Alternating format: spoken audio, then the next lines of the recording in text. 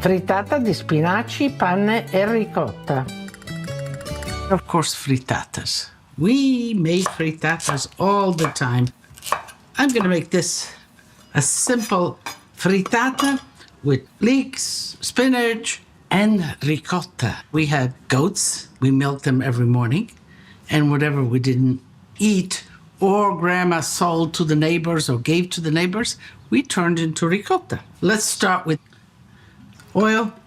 This is a nice 10-inch pan, but you can make it in 12. Because frittatas, they are so reusable in every sense. You can eat them the day after. You can eat them at room temperature. And salt. I use leek in this, but any form of onions or scallions are also very good. You know, I give you recipes. That's a guideline. But you can turn them into your favorites. And if you have a nice memory of things that you put in the frittata, then by all means.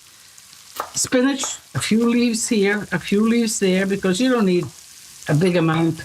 And add it to the leeks.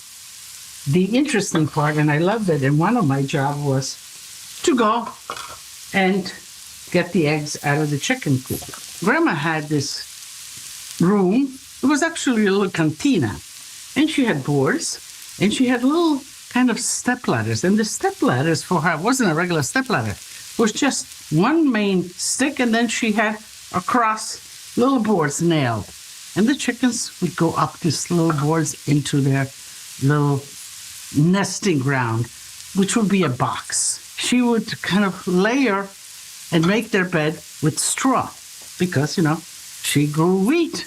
She saved the straw, and the straw was for the animals. So one of my jobs was to help her to change the straw beds for the chickens, but the other one was in the morning usually to go and collect the eggs. So I had my little basket, and I would go in, and usually the chickens were out. They get up early in the morning, but some chicken remained in their boxes to lay the egg. And boy, let me tell you, they gave me a hard time. You know, just kind of looking at me, what do you want? But I would stick my arm underneath her and go underneath, and she would peck on my arms, but it didn't hurt. But she would peck on my arm, telling me, get out of here. But I would get the egg. And sometimes there were already 2 eggs laid in there. Okay, so here we are. This is welted, and let's go to the eggs. Make sure you put salt, enough pepper, okay. Some milk, and put some cream, but milk just loosens it up, especially since we're going to put in the bread. The bread is going to drink up the liquid. So grated grana, cheese is always good. And this is leftover bread.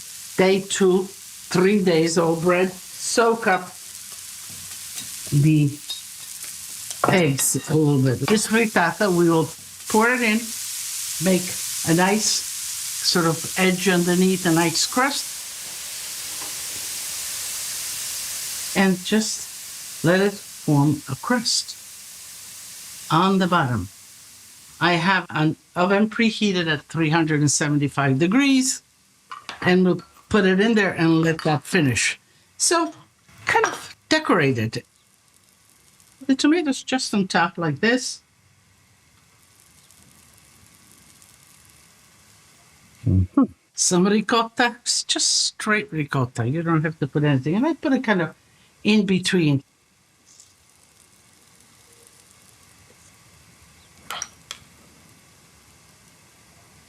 All right, and I'm gonna top it with some grated cheese just to form the crust. And now I will put it in the oven just like that, 375 degrees. And this will take about 15, 18 minutes in the oven, and it's going to be done. The frittata is done, crusty top, and it's gonna be delicious.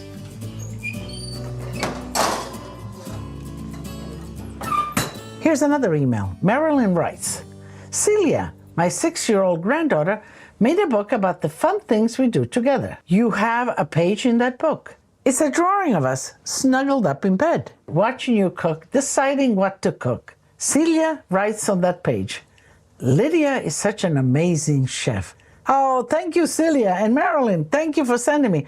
I love being with you two guys. Let's take a look here. Oh, she made a drawing. Beautiful drawings. Mille grazie.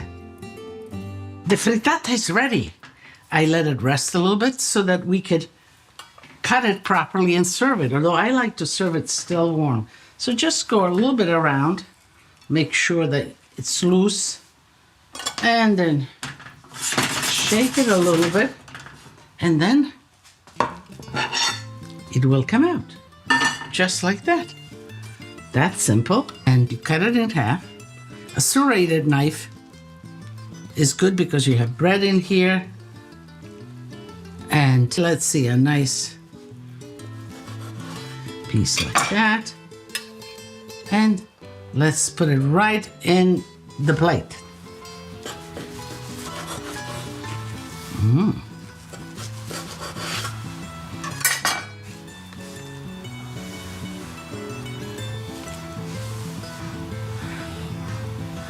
And 3, and of course for Lydia. Now, good things go together. This is an ideal brunch. So, a mimosa could be really a good idea. And it's time to taste. So good. The spinach, ricotta, the tomatoes, the bread, the egg, it's perfect. I invite you, come and join me. Certainly plenty of. I can cut some more. There's plenty of the liquid flowing. And as I say, tutti a tavola a mangiare.